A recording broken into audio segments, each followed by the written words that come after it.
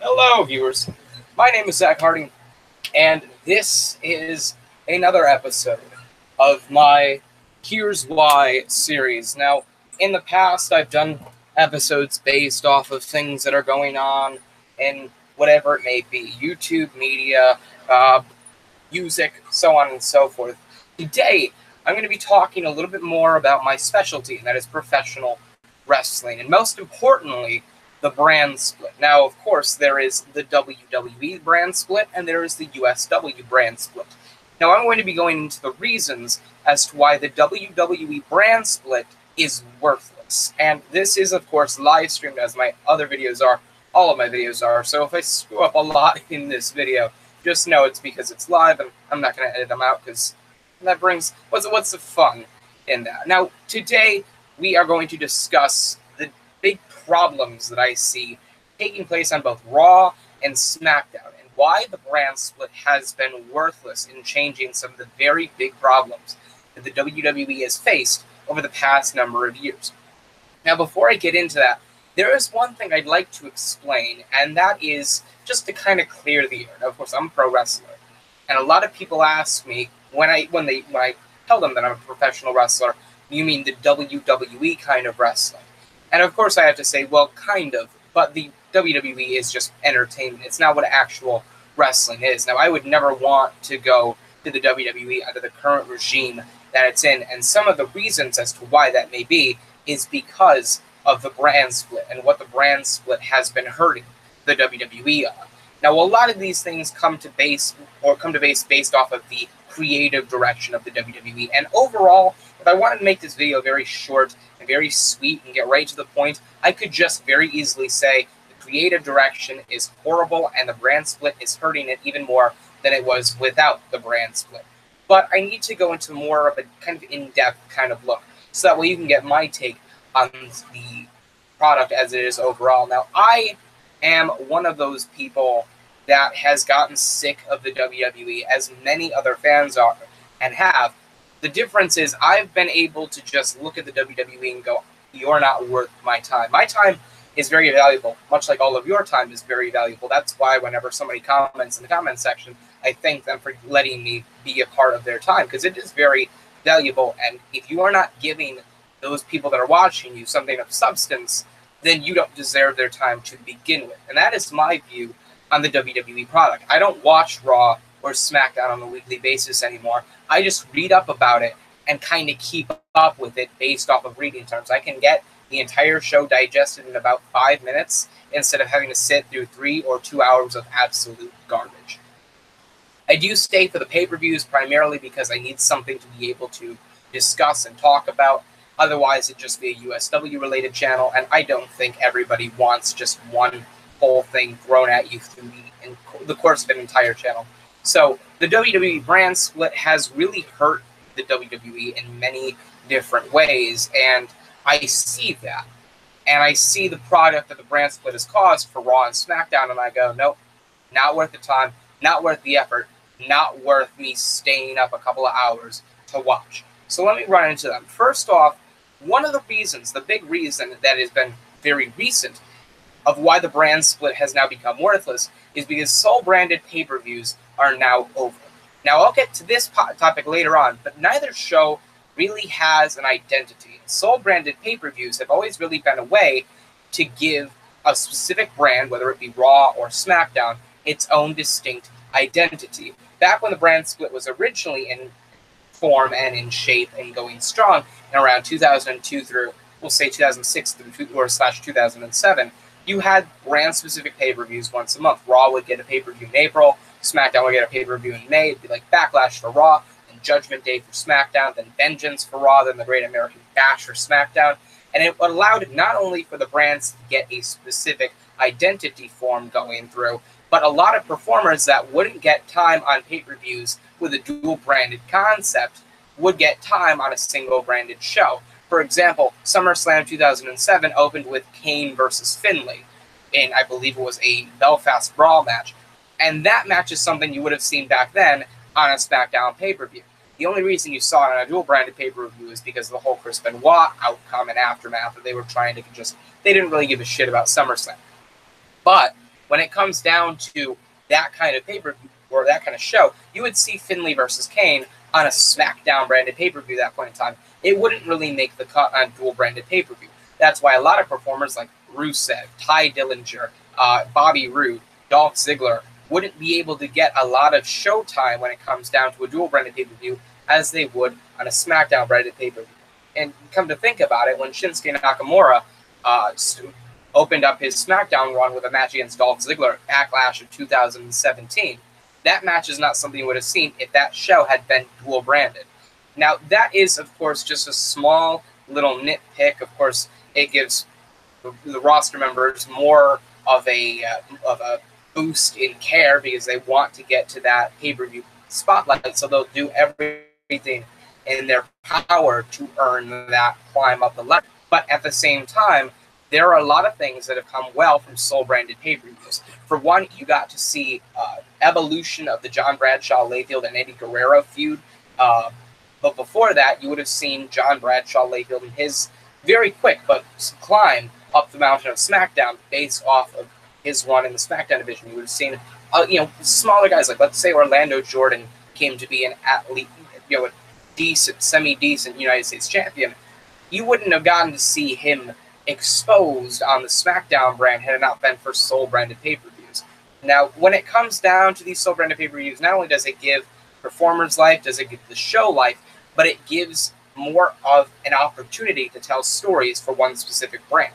When it comes down to a dual-branded show, you'll have every championship defended, very, very little room for just single feud-based matches, which is what Intensity and Severity in USW do so perfectly. They do tell stories on their soul-branded pay-per-views.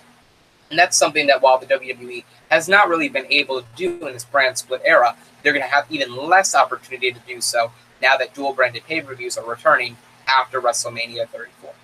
Now, the next topic that I have to talk about on why the brand split has been worthless and is worthless is that both shows feel too similar. The commentary is just the same when it comes down to something that you really can't stand, something that doesn't add anything to the show, something that is just so expendable that I guarantee you could have this UFC commentary over a WWE show, and it will be more enticing than the commentary you get on a week-to-week basis, and for me, on a pay-per-view basis. So that is just, when it has no dimension, when it comes down to the commentary, that is not a good thing in terms of making shows or making different shows feel like they have this different atmosphere. Back in 2006 or 2005, you had Michael Cole and Taz commentating on the SmackDown brand, and Jerry the King Lawler and Jim Ross commentating on the Monday Night Raw brand. And both shows had a distinct element in how their commentary went. Michael Cole and Taz had a chemistry and a charisma that kind of brought forth something that you actually enjoyed on the SmackDown brand. And Jerry the King Lawler and Jim Ross will go down, at least in my opinion, as one of the best commentary teams I've ever gotten the pleasure to watch. So when it comes down to commentary, it is a big factor in gaining a crowd and gaining a viewer's attention. And neither commentary team has not only been able to do that, but has been able to branch out from the other shows' commentary, to the point now where you have Corey Graves commentating on both Raw and SmackDown. So there's no different layer to a commentator on one show and commentator on another show with distinct brand loyalty. Now that's just kind of ruined. On top of that, the stages are too similar. When it comes down to the Titantron, you have a ribbon that is very open on Raw, and you have a ribbon that is kind of closed on SmackDown. And on top of that, the Raw for the Raw stage where you'd walk out, it is more onto the right side of a viewer from the TV's perspective, and the SmackDown entrance ramp, you'd walk out through the center. There have been so many occasions now where Raw has used SmackDown's stage set, and that just shows how similar two different stages can be for both brands, to the point where you may not even notice it from time to time that Raw is using SmackDown's set or vice versa. Back when, and I use this analogy from 2006, 2005 so often because that's what I feel where the brand split was done pretty well. You had SmackDown with their distinct Silver Fist and Glass Shards stage with their whole kind of pushed back curtain entranceway, and you had Raw with I believe it was not the hexagonal, it was more of a, I forgot what the term was, maybe a rhombus on a stage setup with, this different kind of layer for the walkway. And that was always different, especially considering SmackDown, you had to walk out on the floor, and Raw, you'd walk out off of the stage. So that gave both shows somewhat of a difference when it looks, or in terms of look. And nowadays, you just have different nameplates, you have different colors, but that's really about it, other than the panels behind the stage setup. So when it comes down to both shows feeling extremely similar, that's something that should have been avoided when you put it in terms of a brand split, not similar. When it comes down to a brand split, you need to make both shows feel distinct, and there are so many things that feel too similar about the shows where you may not even realize that there's no difference at all. That may be counterproductive when it comes down to what I just said, but we'll go with it anyway. Next point is that neither show has a real identity. You have a commissioner and a general manager, neither of which play a real helpful role in the overall product. It just becomes to the point where if it's a Shane McMahon or a Daniel Bryan kind of promo or backstage segment, it'll be for the benefit of them and their characters, not for the characters of those that are involved in that segment. The same can go with Stephanie McMahon and Mick Foley when they were a pairing, and Stephanie McMahon and Kurt Angle, despite not really being an overall pairing. And that is a really bad thing. Now, of course, I went in about the stages and the commentary, but on top of that, there is no real identity. SmackDown used to be the working horse TV show, which it's no longer anymore. It's just an hour less than Monday Night Raw. So that means you just have to bear SmackDown a little less than Raw, and that's really the only identity that it has there. Both are on the USA Network, both have the same time and the same start time, same end time, both have 3 or 4 man commentary groups, both have the same ring setup, stage setup, barrier setup, crowd setup. The colors are just a little bit different, and the graphics page is just a little bit different. So that's just, it's something that doesn't provide you a real reason to care about one show more than the other, or vice versa. Next point that I have to make is a real pet peeve for me. It's really a 2-on-1. The fact of the Universal Championship for Monday Night Raw. When it comes down to the WWE Championship, at least you see it every single week on SmackDown. It's a talking point of pay-per-views. It's at least the main focus of the main event division on Friday Night SmackDown, or Tuesday Night SmackDown, my apologies. When it comes down to the Universal Championship, it has been worthless. And I don't care if I'm standing here behind a camera or if I'm looking Brock Lesnar in the eye, I am going to fear no man, and I will walk up to Brock Lesnar if I had the chance and tell him he has been a worthless Universal Champion. For one, I hate the fact that the creative team has put the strap on a guy that is away 9 times out of 10, and the only reason he shows up is to pop a crowd or to sell some tickets, and he's rarely doing that now. And it's to the point now where we had Brock Lesnar, he's a part-time champion. Before that, we had Goldberg, who was a part-time champion, and rarely ever competed when he did. It was 17 seconds a match, and he had 1 championship win, never successfully defended the championship.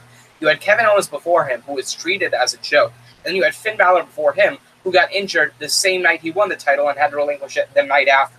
The Universal Championship's momentum, prestige, whatever it may be, has been so severely damaged over the 4 champions that have held it, with Finn Balor being injured and never being able to defend the championship, Kevin Owens never being treated as a credible world champion to begin with, Goldberg being just a transitional champion from Kevin Owens, who was mistreated as champion, to Brock Lesnar, who has been the most worthless world champion I've seen in the WWE in quite some time, probably since Brock Lesnar's WWE World Heavyweight Championship reign a couple of years ago. And that pisses me off, but what pisses me off even more is that yet, despite how badly the Universal Championship has been booked, or how the champion with the championship on his shoulder has been booked, is that it has now been seen by the WWE as a more prestigious championship than the WWE Championship. Brock Lesnar, his part-time having ass, is over on his couch in Minneapolis or Ottawa, Ontario, whatever the fuck he is, wherever the fuck he is, he's never defending the strap, while AJ Styles is on Tuesday every single week defending his honor, defending the momentum of the WWE Championship. Yet when it comes down to a dual-branded pay-per-view, the Universal Championship is given the bigger headline than the WWE Championship. And to make matters worse, the Universal Championship was implemented just about a year and a half ago at SummerSlam 2016. That show was a dual-branded show. The Universal Championship was given the later push on the card than the WWE Championship was. And I will, don't get me wrong, I am not going to say that the Universal title shouldn't have been the headlining championship bout compared to the WWE title. It was to crown the first ever Universal Champion. So I will give it its due there. However, then we have Survivor Series the next month, or a couple of months later. Neither title was defended. The Royal Rumble later on, I believe the beginning of January of 2017. And if I'm not mistaken, the Universal Championship was defended, on the opening show. So the WWE Championship got the later push, but the only reason for that was because AJ Styles versus John Cena was the main event, and because Roman Reigns had to compete in the Royal Rumble later on the night. So therefore, the Universal Championship being right before the Royal Rumble would have made things a little bit too exhausting for Roman Reigns, who we never even wanted to see in the Royal Rumble to begin with, but I'm not going to get into that. It's over and done with.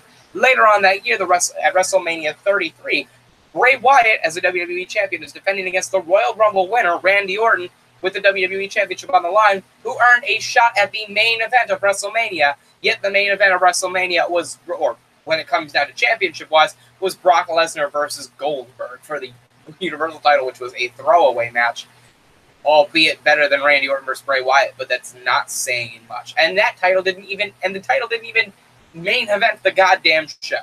And what was it? Later on in the year, it was SummerSlam 2017, Shinsuke Nakamura versus Jinder Mahal. WWE Championship was pushed to the back with the Universal Championship main event between Brock Lesnar, Braun Strowman, Samoa Joe, and Roman Reigns in a fatal four-way. And then Survivor Series later that year, AJ Styles and Brock Lesnar fought off, and Brock Lesnar actually beat AJ Styles. No surprise there. Then the Royal Rumble earlier this year, actually just a couple of weeks ago, the WWE Championship was fought for in the opening match, I believe. Don't remember who it was contested against, but I know the Universal Championship was Brock Lesnar, Braun Strowman, and fucking Kane in a triple threat, yet that was the headlining match. So when it comes down to how often the Universal Championship has been the headlining World Championship compared to the WWE Championship, the only time that the WWE title has actually overtaken the Universal title in popularity, or in notoriety, was at the Royal Rumble in 2016, and the only reason for that was because Roman Reigns had to have his momentum going into the Royal Rumble, which would have taken place the exact match after the Universal Championship would have, if we know what they wanted to do. And that is a problem. When you have a WWE Championship that has been going strong for, 60, 70 years, yet the Universal Championship, which is being held by a dumb fuck that I'm pretty sure has half the brains that I have, on a bi-monthly, tri-monthly basis, yet that is the championship they're willing to push as the main title, you know the product is absolute crap, and there's a fucking problem there. Next point is that neither show has enough credible heels in the main event era, or main event area, my apologies. When it comes down to the Raw heels, you have Elias, main eventer, not credible enough yet, but then again, he's on his way up. Braun Strowman, sure, but he's lost to Brock Lesnar twice now, and on top of that, is not going to win the Universal title anytime soon, because it'll go from Brock Lesnar to Roman Reigns, and Roman Reigns will have a nice run with it until he probably gets injured, knowing how John Cena ended up about a decade prior. The Miz, yes, he is a fantastic heel. He's probably the best heel in the WWE right now, aside from Kevin Owens and Sami Zayn on SmackDown, but he is not in the main event picture, and while that is a fucking crime, it still doesn't change the fact that he's not in the main event area. And then you have the Club, which is essentially just Finn Balor in his singles run, and you can't even count him as a heel because he's really just a tweener more on the side of babyface than he is on heel right now. So you've got no credible heels on the main event Raw roster, and that doesn't change when you go over to SmackDown. Kevin Owens and Sami Zayn. Are they fantastic heels? Absolutely. Are they able to get under your skin? Absolutely. Do you still want to cheer them because they're fucking entertaining and charismatic as all hell? Absolutely. But you guarantee you one thing. They're not conquering AJ Styles anytime soon for the WWE title, now are they? They're really just a pawn in the Daniel Bryan versus Shane McMahon feud, and that's a problem. Jinder Mahal, sure, he's a heel. Is he credible enough to be a main event stay? Not really. His WWE Championship was more worthless than Seth Rollins in 2015, and I would argue that it would be challenging, probably not beating out, but challenging Brock Lesnar's year-long Universal Championship reign for just as much worthless. When it comes down to Baron Corbin, he's a fantastic heel. He is by no means expendable. He is a fantastic character. He's just not in the main event area. Neither is Dolph Ziggler, who is just a fucking joke at this point. I don't even remember why he vacated the United States Championship, and that's a problem. You've got no credible heels, main event heels, on Raw or SmackDown that can be an actual challenge to your babyface champion. So who's AJ Styles going to fight next month, other than Shinsuke Nakamura? And Shinsuke Nakamura wins, who's he going to fight after that, after his feud with AJ? Who's AJ going to fight with after Shinsuke Nakamura's feud? Depends. Who's Brock Lesnar, or I'm sorry, who's Roman Reigns going to defend the title against after WrestleMania? Nobody that can actually take the title away from him. That's a fucking problem. That's where the brand split hurts. Last point that I have to mention is that both shows have an empty tag team division. On the Monday Night Raw brand, you have the Revival, who not even sure what their goal is right now. You have the Club with Luke Gallows and Carl Anderson that have been so damaged that I don't even think a return to Japan could help them. And you have the Bar, which are the only credible tag team champion opportunities that you have on the Raw brand. Seth Rollins and Jason Jordan were not going to capture any sort of momentum or any steam going at all. And then on top of that, what other tag teams does the Raw division have? I don't think they have any. Any that are notable for that matter. But that's a problem. And then on the SmackDown tag team division, you have the Usos and you have the New Day. Other than that, Chad Gable and Shelton Benjamin were only paired together because Jason Jordan went to the Raw brand and they were like, all right, you're black, you're athletic, go ahead. Chad Gable and Shelton Benjamin. We have American Alpha 2.0. I guarantee you that was a thought process. All right, well, Jason Jordan, Shelton Benjamin, both athletic, both black. They're both, I guess, from some sort of comparable background when it comes down to athleticism or how old is your new partner? No, I know you don't notice any difference. That's a problem. Tyler Breeze and Fandango were entertaining, but they're not doing anything anymore. And the Bludgeon Brothers are still having to work their way up the card. They're not really at tag team championship level yet. And that is another point as to where the brand split hurts. And really, this whole thing can be summed up in just a way of saying that the WWE Creative Division fucking sucks. But this is the reason, those are the reasons why the brand split has been worthless. The only thing that could make the brand split any more worthless now is if you just had people going from Raw to SmackDown and invading shows or jumping brands willy-nilly. And at that point in time, you might as well just make the fucking tombstone and just seal the date there. Other than that, the brand split's just been absolutely horrible. It's been worthless. It's not doing what it should have done.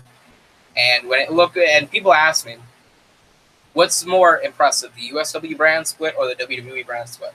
There's no fucking question. USW has done it right. At least when it comes down to USW's fucking weekly show stage, they at least mirror the fucking stage. You know, I think it was Intensity has I'll try to do it from camera's perspective. They have a fucking motion board here and a silhouette board here where you'd walk out. At least when it comes down to the Disparity brand, they mirror the fucking stage. So at least it's not the fucking same. But then again, what do I know? Those are my reasons for why the WWE brand split has been worthless and is worthless. Maybe when this, maybe a year from now, I'll look back at this and go, here's why I was right or here's why I was wrong. But I don't think that's going to change anything. I have lost all faith in WWE's creative decision.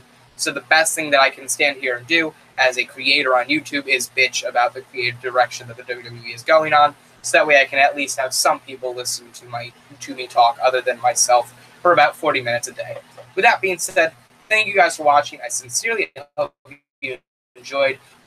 Leave it in the comments below. If you don't agree with me, leave it in the comments below. I'd love to hear your thoughts. Thank you for watching. I hope you enjoyed. Like, comment, and subscribe for more. I'm Zach Hardy. Signing off.